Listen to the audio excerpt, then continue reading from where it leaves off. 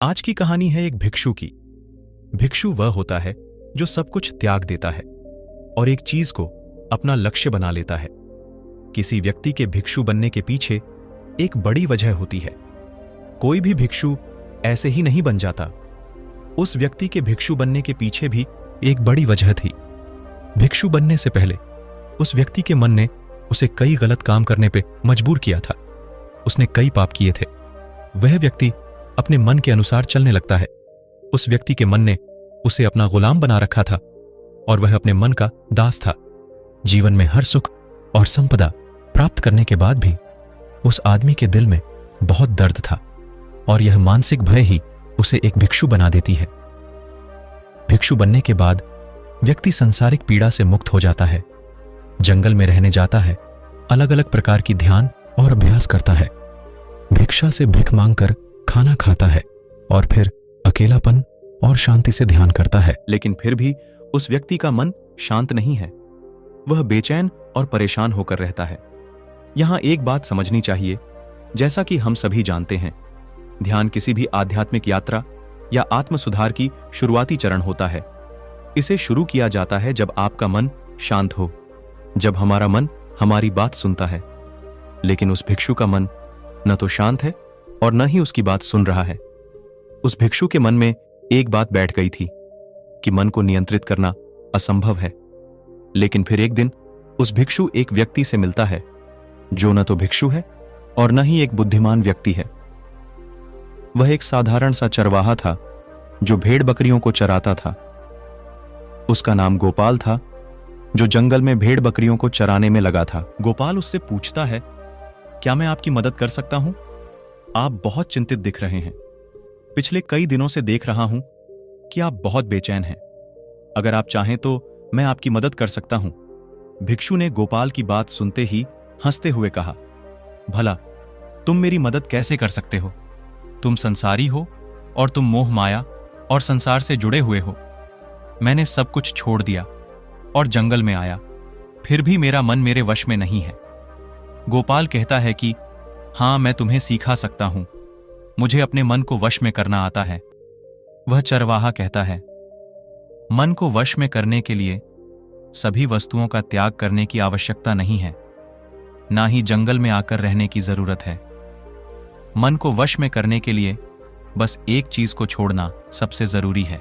वह भिक्षु उस चरवाहे से पूछता है, वह एक चीज क्या है? चरवाहा कहता है, वह एक चीज है गलत जानकारी। आज तक हमारे भीतर जो भी जानकारी गई है उसी ने हमारे मस्तिष्क और मन का निर्माण किया है। सन्यासी उस चरवाहे से पूछता है, परंतु वह कैसे?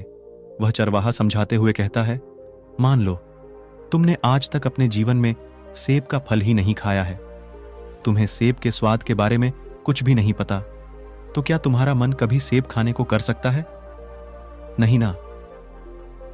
इसीलिए हमारे मन का निर्माण जानकारी से होता है। वह सन्यासी चरवाहे की बात से प्रभावित हो जाता है और कहता है, क्या तुम मुझे थोड़ा और विस्तार में बता सकते हो इसके बारे में?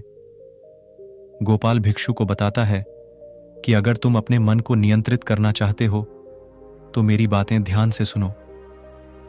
तुम अपने मन को नियंत्रित कर सकते हो जब तुम अपने मन की जड़ों को देख पाओगे।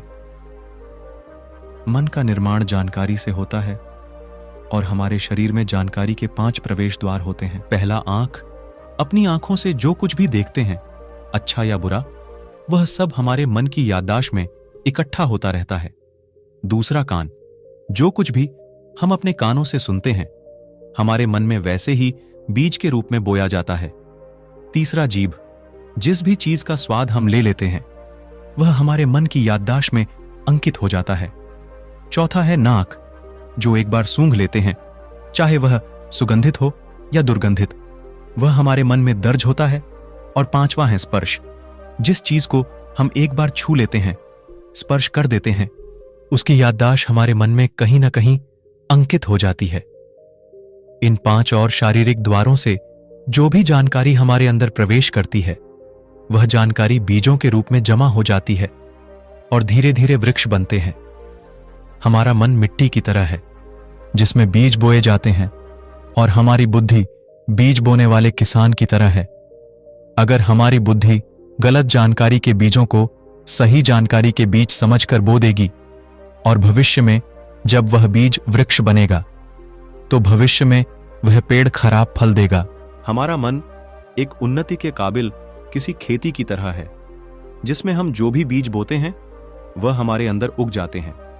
जैसे कि एक किसान ध्यान से सही बीज चुनकर उगाता है ताकि उसकी फसल भरपूर और फलदार हो, हमें भी अपने मन को सच्चे और सकारात्मक विचारों से सजाने की जरूरत होती है। जैसे कि एक माली अपने उद्यान की देखभाल करता है, हमें भी अपने मन की देखभाल करनी चाहिए, सच्चे विचारों, अनुभवों और जानकारियों से इसे पोषित करके। इस तरीके से हम अपने अंदर एक समृद्ध भावनाओं, समझदारी और विकास के वृक्षों को खूबसूरती से फूलने देते हैं।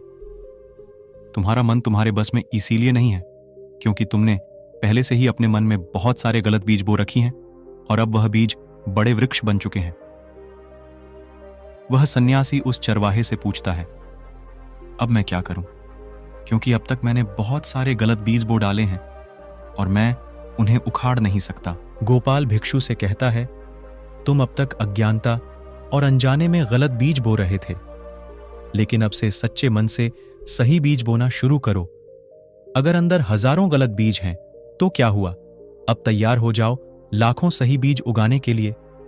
तुम्हें बस ध्यान देना होगा, यह देखना कि इन 5 द्वारों के माध्यम से तुम्हारे अंदर कौन सी जानकारी जा रही है और जो जानकारी आ रही है वह सही है या नहीं। भिक्षु पूछता है, यह कब तक करना होगा? गोपाल कहता है, पूरी जिंदगी। जैसे तुम हर दिन अपने पेट को अच्छा खाना देते हो, ठीक उसी तरह हर दिन अपने मन को भी अच्छी जानकारी और सही विचार दो। जीवन में हर दिन, हर पल तुम्हारे सामने 2 विकल्प होंगे, जिनमें से एक सही होगा और दूसरा गलत, लेकिन तुम्हें हर बार सही विकल्प का चुनाव करना होगा। हमेशा याद रखना, सही चुनाव करने से तुम्हें अंदर दुख हो सकता है, तुम्हें तकलीफ भी हो सकती है, लेकिन वह तकलीफ कुछ समय के लिए ही होगी। तो चाहे अंदर तुम्हारे कितना भी दर्द हो, तुम्हें हर बार सही विकल्प का चुनाव करना होगा। जितनी बार तुम सही चुनते हो, उतने ही अधिक सही बीज तुम्हारे अंदर बोए जाएंगे, और जिस दिन तुम्हारे अंदर सही बीजों की संख्या गलत बीजों की संख्या से अधिक हो जाएगी, उस दिन तुम्हारा मन तुम्हारे नियंत्रण में होगा। लेकिन उस दिन के लिए तुम्हें आज से ही अपने प्रयास को जारी रखना होगा। भिक्षु गोपाल की बातों को समझ जाता है।